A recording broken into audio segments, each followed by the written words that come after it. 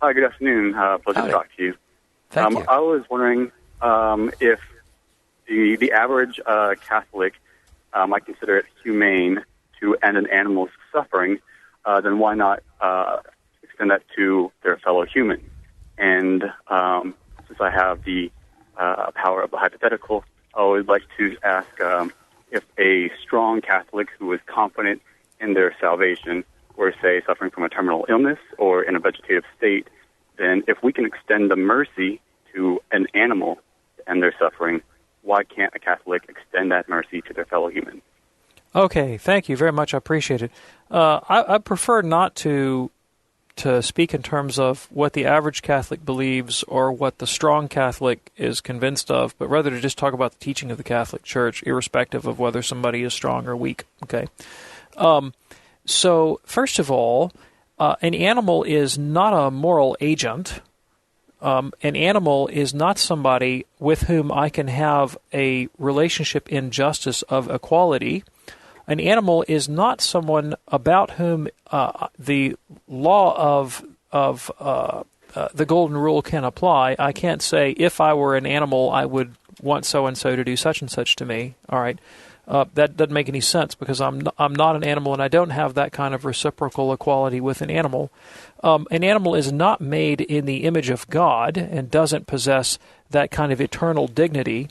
An animal does not have the opportunity for there to be any sort of redemptive function for suffering in its life. An animal's good is entirely material and relegated to this life.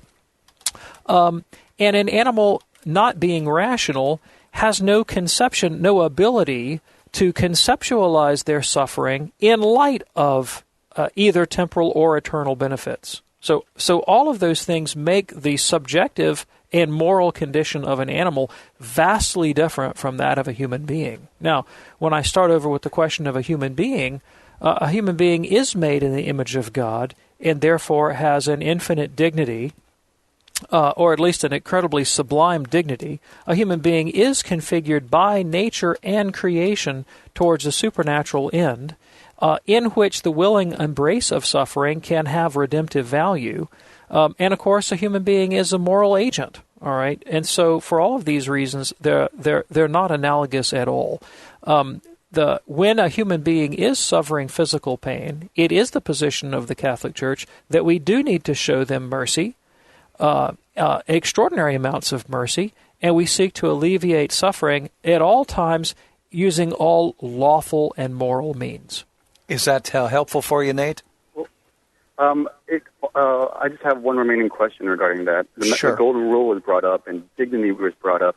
If it was one Catholic suffering immense pain, unable to feed themselves, clean themselves, that seems beneath the human dignity.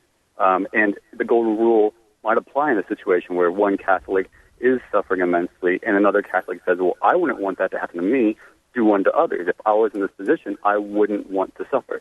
So I'm going to do one to him or them. Right. Sure. Yeah. Well, so this is a radically different conception of human dignity, I think, that's at stake here, because a human does not lose their dignity as a human, as a rational agent, and as someone made in the image of God, because they lose their physical capacity to act or care for themselves. Far from it. Nor do they lose their capacity to relate meaningfully to other people. I mean, I have, just to illustrate, I have a very, very dear person in my life, extraordinarily dear to me, who is currently suffering a debilitating disease that will ultimately kill him. It's a fatal disease.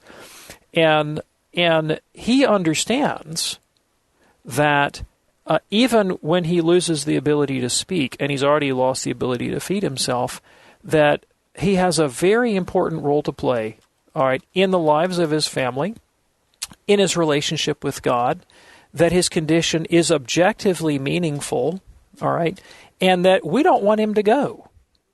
And he said, here's where I draw the line. And this fellow is non-Catholic, by the way, but this is where he draws the line. He says, I don't want to commit suicide, and I don't want my family to become murderers.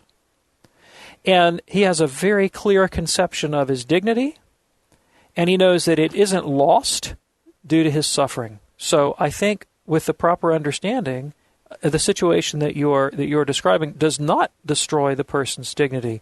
What destroys a person's dignity is their refusal of their supernatural vocation and their recognition that their dignity comes from being created in the image and likeness of God with an intellect and a free will.